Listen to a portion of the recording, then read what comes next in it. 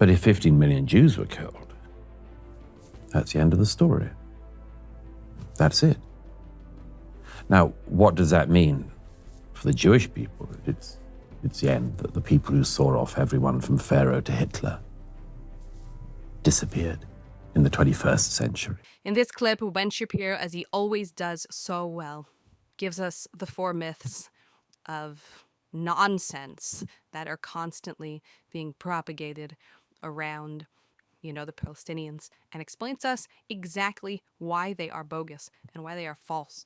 There's so much foolishness out there, and it just gets repeated. So much of it is silly and easily provable.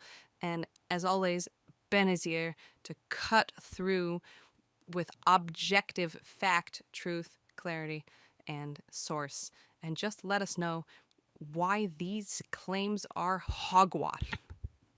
And people say, well, why are you so bothered about Israel? And I hear that from the right. The left don't care. They know I'm beyond saving. But on the right, I hear that. And I think they don't realize, they think it's some weird thing. Like, what is this small state? Why does it bother you? I don't think they've even remotely reflected on what I regard as the deepest reasons to care. It seems to me, if, as you well know, Western civilization is based on the legacy of Athens and Jerusalem.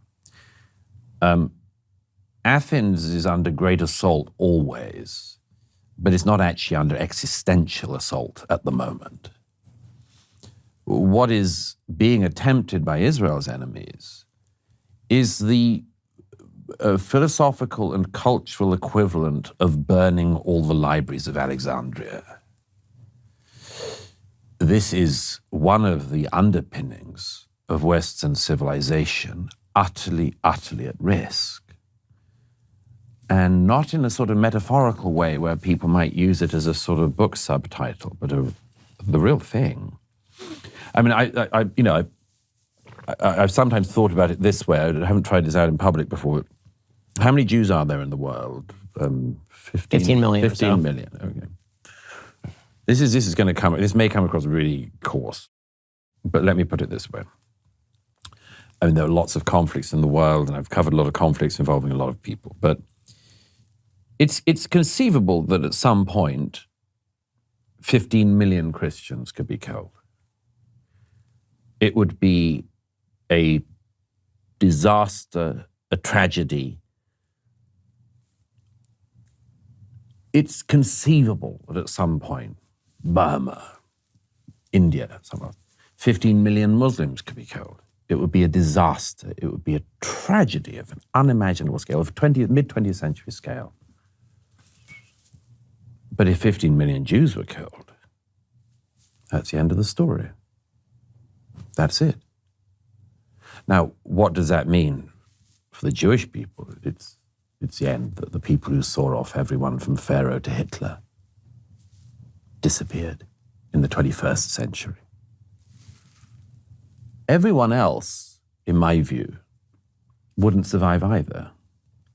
Wouldn't survive either. Western civilization could not survive the destruction of the Jewish state because it would be, among much else, the cutting away of the whole tree that we're on, and Western civilization would die. So I regard the existential threat against the Jewish people to not just be about the Jewish people. It matters deeply to me that it is about the Jewish people. But it also matters to me because it's about America. Could America survive if the Jewish people were no more on its watch, or everybody was forcibly deported from the Holy Land? Come on. Of course not. Could the isolationists bear the repercussions of that across the Middle East and elsewhere? Of course not. So I find this blitheness and the frivolity of it to be absolutely intolerable among the critics on the right. You know, one of the things that's been so amazing about all of this is just the sense that the West has lost its moorings. I mean, I was more disturbed, from a sort of Jewish perspective as a Jew. Tragedies happen to the Jews, terrorist attacks happen to Jews, slaughters happen to Jews. This is sort of the story of Jewish history. But the idea that you have hundreds of thousands of Westerners who are marching in solidarity with the murderers, that was on some level more disturbing to me than the actual massacre itself. Certainly not in terms of the actual amount of human suffering and the horrifying evil and barbarity of it. But in terms of the threat to the civilization as a whole, it seems to me that one of the things that we're seeing in terms of this sort of right-wing backlash that's now happening in Europe, it's very much of a piece with that. It's very much Europe and I'm hoping America saying, if we don't have any values for us to rely upon, then the people who are marching through the streets are going to end up running this place. And the fear that we all have when hundreds of thousands of Westerners, as Ben Shapiro says, are marching in solidarity with terrorists, with wickedness, with evil. It's a very alarming thing, because without a moral center, without right and wrong, who are we? And we've gotten to a place where good is evil, evil is good, sweet is sour, and sour is sweet. Things are terribly alarming.